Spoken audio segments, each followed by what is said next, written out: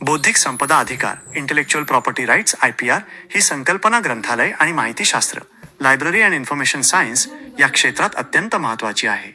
सोप्या भाषेत सांगायचे तर माणसाने आपल्या बुद्धीच्या जोरावर निर्माण केलेल्या नवनिर्मितीला जे कायदेशीर संरक्षण मिळते त्यालाच बौद्धिक संपदा अधिकार म्हणतात. खाली या अधिकारांची सविस्तर माहिती आणि ग्रंथालयांच्या संदर्भातील उदाहरणे दिली आहेत. 1. बौद्धिक संपदा अधिकारांचे मुख्य प्रकार. बौद्धिक संपदेचे स्वरूपानुसार विविध प्रकार पडतात. कॉपीराईट प्रताधिकार. लेखक, कवी, संगीतकार आणि कलाकारांच्या निर्मितीला हे संरक्षण मिळते. पेटंट स्वामित्वाधिकार. एखाद्या नवीन शोधासाठी किंवा यंत्रणेसाठी हे दिले जाते. ट्रेडमार्क बोधचिन्ह. व्यवसायाची ओळख पटवून देणारी चिन्हे किंवा नावे. उदा. गुगलचा लोगो. डिझाईन वस्तूचा बाह्य आकार किंवा रचना. भौगोलिक मानांकन. Geographical indication GI tag. विशिष्ट भागातील उत्पादनांची ओळख. उदा. कोल्हापुरी चप्पल, महाबळेश्वरची स्ट्रॉबेरी. 2. ग्रंथालय आणि माहितीशास्त्र क्षेत्रातील महत्त्व. ग्रंथालये ही माहितीची भांडार असतात. तिथे IPRचा संबंध प्रामुख्याने कॉपीराईटशी येतो. कॉपीराईट आणि ग्रंथालय. जेव्हा एखादा लेखक पुस्तक लिहितो तेव्हा त्याच्याकडे त्यातील मजकुराचे हक्क असतात. ग्रंथालयात पुस्तकांच्या झेरॉक्स काढणे, स्कॅनिंग करणे किंवा डिजिटल स्वरूपात माहिती साठवणे या गोष्टी करताना कॉपीराईट कायद्याचे पालन करावे लागते. फेअर यूज न्याय्य वापर हा ग्रंथालयांसाठी सर्वात महत्त्वाचा नियम आहे. अभ्यासासाठी किंवा संशोधनासाठी पुस्तकाचा मर्यादित भाग. उदा. एखादे प्रकरण झेरॉक्स काढण्याची मुभा असते, याला फेअर यूज म्हणतात. संपूर्ण पुस्तक झेरॉक्स करणे हा कायद्याने गुन्हा ठरतो. 3. उदाहरणासहित स्पष्टीकरण. खालील तक्त्यावरून तुम्हाला हे अधिकार अधिक स्पष्ट होतील. प्रकार. उदाहरण. सर्वसाधारण. ग्रंथालय संदर्भातील उदाहरण. कॉपीराईट. हॅरी पॉटर ही कादंबरी. ग्रंथालयातील एखादे संदर्भ पुस्तक किंवा जर्नल. पेटंट. नवीन प्रकारच्या इंजिनचा शोध. ग्रंथालयाचे व्यवस्थापन करण्यासाठी विकसित केलेले नवीन सॉफ्टवेअर. ट्रेडमार्क. ॲपल कंपनीच्या लोगो. ग्रंथालयाचे स्वतःचे बोधचिन्ह किंवा लायब्रेरियन हे विशिष्ट नाव. GI tag. नागपूरची संत्री. ग्रंथालयातील विशिष्ट भौगोलिक विभागातील हस्तलिखिते. 4. ग्रंथपालाची भूमिका. Role of librarian. ग्रंथालय आणि माहितीशास्त्र शिकताना विद्यार्थ्यांना खालील गोष्टींची जाणीव करून दिली जाते. 1. साहित्य चोरी, प्लेजरिझम रोखणे. संशोधकांनी इतरांचे विचार वापरताना त्यांना योग्य श्रेय, सायटेशन देणे आवश्यक आहे. 2. परवाना व्यवस्थापन.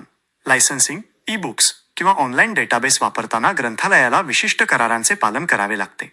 3. जागृती. वाचकांना कॉपीराईट कायद्याबद्दल माहिती देऊन त्यांना अनधिकृतपणे माहितीची चोरी करण्यापासून रोखणे. थोडक्यात सांगायचे तर बौद्धिक संपदा अधिकार हे निर्मिती करणाऱ्याच्या कष्टाचे संरक्षण करतात. ग्रंथालयांमध्ये माहिती मुक्तपणे उपलब्ध करून देणे आणि त्याचवेळी लेखकांच्या अधिकारांचे रक्षण करणे असा समतोल साधण्याचे शिक्षण या विषयात दिले जाते. Hello friends. कॉपीराईट म्हणजे बौद्धिक संपदा अधिकार इंटेलेक्च्युअल प्रॉपर्टी राईट मधील कॉपीराईट हा घटक या ठिकाणी आपण पाहत आहोत. तर ऐकूया. कॉपीराईट हा बौद्धिक संपदा अधिकाराचा इंटेलेक्च्युअल प्रॉपर्टी राईट एक प्रकार आहे जो मूळ साहित्य, नाटक, संगीत, कला आणि इतर काही विशिष्ट सर्जनशील कामांच्या निर्मात्यांना कायद्याने दिला जातो. याबद्दलची महत्त्वाची माहिती खालीलप्रमाणे आहे. 1. कॉपीराईट कशासाठी मिळू शकतो? साहित्यिक कार्य, पुस्तके, लेख, कविता, संगणक प्रोग्रॅम, सॉफ्टवेअर कोड. कलात्मक कार्य, चित्रकला, रेखाचित्रे, फोटो, शिल्पकला, आर्किटेक्चरल डिझाईन, नाट्य आणि संगीत. नाटके, पटकथा, गाणी, संगीताच्या चाली. सिनेमॅटोग्राफ फिल्म्स, चित्रपट, व्हिडिओ शॉट्स. ध्वनिमुद्रण, साऊंड रेकॉर्डिंग, पॉडकास्ट, रेकॉर्ड केलेली गाणी. 2. मुख्य अधिकार काय मिळतात? कॉपीराईट मिळाल्यावर निर्मात्याला खालील गोष्टींचे अनन्य अधिकार मिळतात. कामाच्या प्रती तयार करणे आणि त्यांचे वितरण करणे. कामाचे सार्वजनिक प्रदर्शन किंवा सादरीकरण करणे. कामाचे रूपांतर करणे. उदा. पुस्तकावर आधारित चित्रपट बनवणे किंवा भाषेचे भाषांतर करणे. 3. कालावधी, व्हॅलिडिटी. भारतात सामान्यतः कॉपीराईटचा कालावधी लेखकाच्या संपूर्ण आयुष्यात आणि त्याच्या मृत्यूनंतर 60 वर्षांपर्यंत असतो. चित्रपट आणि ध्वनिमुद्रणांच्या बाबतीत हा कालावधी त्यांच्या प्रकाशनापासून 60 वर्षांचा असतो. 4. कॉपीराईट नोंदणी, रजिस्ट्रेशन. आपोआप संरक्षण. एखादी कलाकृती तयार झाल्याबरोबर तिला नैसर्गिकरित्या कॉपीराईट संरक्षण मिळते. नोंदणी करणे अनिवार्य नाही. कायदेशीर पुरावा. तथापि जर भविष्यात कोणी तुमच्या कामाची चोरी केली तर न्यायालयात स्वतःची मालकी सिद्ध करण्यासाठी कॉपीराइट प्रमाणपत्र हा एक भक्कम कायदेशीर पुरावा मानला जातो. नोंदणी कुठे करावी? भारतात कॉपीराइट ऑफिस copyright.gov.in ची लिंकद्वारे ऑनलाईन अर्ज करता येतो. 5. महत्त्वाचे मुद्दे. कल्पना विरुद्ध अभिव्यक्ती. कॉपीराइट हा केवळ कल्पनेला आयडिया मिळत नाही, तर ती कल्पना तुम्ही ज्या पद्धतीने मांडली आहे, एक्सप्रेशन, त्याला मिळतो. Fair deal. शैक्षणिक उद्देश, समीक्षा, बातमी किंवा वैयक्तिक संशोधनासाठी कॉपीराइट असलेले मित्र हो, इंटलेक्च्युअल प्रॉपर्टी राईट म्हणजे बौद्धिक संपदा अधिकारमध्ये आपण सुरुवातीला कॉपीराईट पाहिलं आणि आता आपण या ठिकाणी पेटंट म्हणजे काय ते आपण पाहत आहे. तर पेटंट म्हणजे काय, तर नवीन शोधांसाठी सरकारकडून मिळणारा अनन्य अधिकार.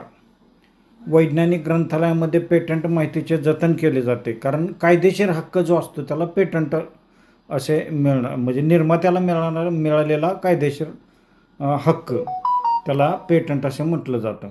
तर या ठिकाणी आपण पेटंटविषयी माहिती आपण पाहूया. तर चला. पेटंट हे सरकारने संशोधकाला किंवा शोधकर्त्याला दिलेल्या एका विशेष अधिकाराचे नाव आहे. याद्वारे संशोधकाला त्यांच्या शोधाचा व्यावसायिक वापर करण्याचा, तो तयार करण्याचा किंवा विकण्याचा अधिकार एका ठराविक काळासाठी मिळतो. पेटंटबद्दलची सविस्तर माहिती खालीलप्रमाणे आहे. 1. पेटंट मिळण्यासाठीच्या अटी. कोणत्याही संशोधनाला पेटंट मिळवण्यासाठी खालील 3 निकष पूर्ण करावे लागतात. नवेपण, नॉवेल्टी, तो शोध जगात यापूर्वी कुठेही अस्तित्वात नसावा किंवा प्रकाशित झालेला नसावा. नवे पाऊल, इन्व्हेंटिव्ह स्टेप, तो शोध केवळ जुन्या गोष्टींमधील किरकोळ बदल नसावा, तर त्यात काहीतरी तांत्रिक प्रगती किंवा बुद्धीचा वापर असावा. Non obvious. उपयुक्तता, इंडस्ट्रियल ॲप्लिकेशन, त्या शोधाचा उपयोग मानवासाठी किंवा उद्योगांसाठी प्रत्यक्षात करता येण्यासारखा असावा. 2. पेटंटचे प्रकार. मुख्यतः पेटंट 2 प्रकारचे असते. 1. उत्पादन पेटंट, प्रोडक्ट पेटंट, जेव्हा एखाद्या नवीन वस्तू किंवा उपकरणाचा शोध लावला जातो. 2. प्रक्रिया पेटंट, प्रोसेस पेटंट, जेव्हा एखादी वस्तू बनवण्याची नवीन आणि प्रगत पद्धत शोधली जाते. 3. कालावधी, व्हॅलिडिटी. भारतात आणि जागतिक स्तरावर पेटंटचा कालावधी सामान्यतः 20 वर्षांचा असतो. हा कालावधी पेटंट अर्ज दाखल केल्याच्या तारखेपासून मोजला जातो. 20 वर्षांनंतर तो शोध पब्लिक डोमेनमध्ये येतो, म्हणजेच कोणीही त्याचा वापर करू शकते. 4. नोंदणी प्रक्रिया, रजिस्ट्रेशन प्रोसेस. भारतात पेटंट नोंदणी करण्यासाठी इंडियन पेटंट ऑफिसकडे अर्ज करावा लागतो. याची प्रक्रिया साधारणतः अशी असते. अर्ज दाखल करणे, फायलिंग, प्रोव्हिजनल किंवा कंप्लीट स्पेसिफिकेशनसह अर्ज करणे, प्रकाशन, पब्लिकेशन, 18 महिन्यांनंतर अर्ज सरकारी राजपत्रात प्रसिद्ध केला जातो. तपासणी, एक्झामिनेशन, अर्जाची तांत्रिक तपासणी केली जाते. मंजुरी, ग्रँट, सर्व अटी पूर्ण झाल्यास पेटंट प्रमाणपत्र दिले जाते. 5. काय पेटंट केले जाऊ शकत नाही? एक्सेप्शन्स, नैसर्गिक नियम किंवा वैज्ञानिक सिद्धांत, शेती किंवा फलोत्पादनाची पद्धत, गणिताची सूत्रे किंवा अल्गोरिदम, सार्वजनिक आरोग्य किंवा नैतिकतेच्या विरुद्ध असलेले शोध. 6. पेटंटचे महत्त्व. संशोधकाचे संरक्षण. दुसऱ्या कोणालाही तुमच्या परवानगीशिवाय त्या शोधाचा फायदा घेता येत नाही. व्यावसायिक फायदा. संशोधक आपले पेटंट दुसऱ्याला विकू शकतो किंवा परवाना लायसन्स देऊन त्यातून मानधन, रॉयल्टी मिळवू शकतो. प्रोत्साहन. नवीन शोध लावणाऱ्यांना आर्थिक आणि कायदेशीर पाठबळ मिळते. पेटंट हे प्रादेशिक, टेरिटोरियल असते, म्हणजेच भारतात घेतलेले पेटंट फक्त भारतातच लागू होते. जर तुम्हाला दुसऱ्या देशात संरक्षण हवे असेल तर तिथे स्वतंत्र अर्ज करावा लागतो किंवा PCT, पेटंट कोऑपरेशन ट्रीटीचा मार्ग यापूर्वी आपण बौद्धिक संपदा अधिकार, इंटलेक्च्युअल प्रॉपर्टी राईट्समध्ये बौद्धिक संपदा अधिकारामध्ये कॉपीराईट पाहिलेला आहे, त्यानंतर पेटंट पाहिलेलं आहे आणि आता आपण ट्रेडमार्क म्हणजे काय ते या ठिकाणी पाहणार आहोत. तर ट्रेडमार्क म्हणजे एखाद्या संस्थेची किंवा उत्पादनाची ओळख पटवणारी चिन्हे, नावे किंवा लोगो, त्याला काय म्हटलं जातं, तर ट्रेडमार्क असं म्हटलं जातं. तर या ठिकाणी आपण ट्रेडमार्क्सविषयी माहिती या ठिकाणी आपण पाहत आहोत. तर चला. ट्रेडमार्क ही एक अशी खूण आहे जी तुमच्या उत्पादनाला किंवा सेवेला इतरांच्या उत्पादनांपासून वेगळे ओळखण्यास मदत करते. सोप्या भाषेत सांगायचे तर ही तुमच्या ब्रँडची ओळख असते. ट्रेडमार्कबद्दलची महत्त्वाची माहिती खालीलप्रमाणे आहे. 1. ट्रेडमार्क म्हणजे काय? ट्रेडमार्क म्हणजे कोणताही शब्द, नाव, चिन्ह, लोगो, स्लोगन किंवा अगदी विशिष्ट रंगांचे मिश्रण जे ग्राहकांना एखादी वस्तू कोणत्या कंपनीची आहे हे ओळखण्यास मदत करते. उदाहरण, टाटा हे नाव, नायकीचे राईट मार्क असलेले चिन्ह किंवा मॅकडोनल्ड्सचा पिवळा M. 2. ट्रेडमार्कचे मुख्य प्रकार. 1. शब्दचिन्ह, वर्डमार्क, फक्त ब्रँडचे नाव, उदा. Google, Apple. 2. Logo design, device mark, विशिष्ट प्रकारचे चित्र किंवा चिन्ह. 3. स्लोगन, प्रसिद्ध वाक्य, उदा. Just do it. 4. ध्वनी किंवा आकार, साऊंड, शेप, काही वेळेस विशिष्ट आवाजाला किंवा बाटलीच्या आकारालाही ट्रेडमार्क दिला जातो. 3. ट्रेडमार्कचे फायदे. ब्रँड व्हॅल्यू, यामुळे ग्राहकांचा तुमच्या ब्रँडवर विश्वास निर्माण होतो. कायदेशीर संरक्षण, जर कोणी तुमच्या नावाचा किंवा लोगोचा चुकीचा वापर केला तर तुम्ही त्यांच्यावर कायदेशीर कारवाई करू शकता. मालकी हक्क नोंदणीनंतर तो ब्रँड तुमची संपत्ती ॲसेट बनते जी तुम्ही विकू किंवा भाड्याने देऊ शकता. 4. महत्त्वाचे सिम्बॉल्स. ट्रेडमार्कच्या बाबतीत खालील 2 चिन्हे आपण नेहमी पाहतो. TM. जेव्हा तुम्ही ट्रेडमार्कसाठी अर्ज केलेला असतो पण तो अद्याप मंजूर झालेला नसतो तेव्हा तुम्ही TM वापरू शकता. नोंदणीकृत, रजिस्टर्ड. एकदा का तुमचा ट्रेडमार्क सरकारकडून अधिकृतपणे मंजूर झाला की तुम्ही नावापुढे R हे चिन्ह वापरू शकता. 5. वैधता, व्हॅलिडिटी. भारतात ट्रेडमार्कची नोंदणी 10 वर्षांसाठी वैध असते. त्यानंतर ठराविक शुल्क भरून तुम्ही तो पुन्हा 10 ते 10 वर्षांसाठी नूतनीकरण रिन्यू करू शकता. पेटंट आणि ट्रेडमार्कमधील फरक. वैशिष्ट्य. पेटंट, ट्रेडमार्क कशासाठी असते? नवीन शोधासाठी किंवा तंत्रज्ञानासाठी. ब्रँडचे नाव, लोगो किंवा ओळखीसाठी. कालावधी. 20 वर्षे नूतनीकरण होत नाही. 10 वर्षे कायमस्वरूपी नूतनीकरण शक्य. उद्देश. तांत्रिक अधिकारांचे संरक्षण करणे, ब्रँडची प्रतिमा आणि ग्राहकांचा विश्वास जपणे. तुम्ही एखाद्या विशिष्ट शैक्षणिक लोगो किंवा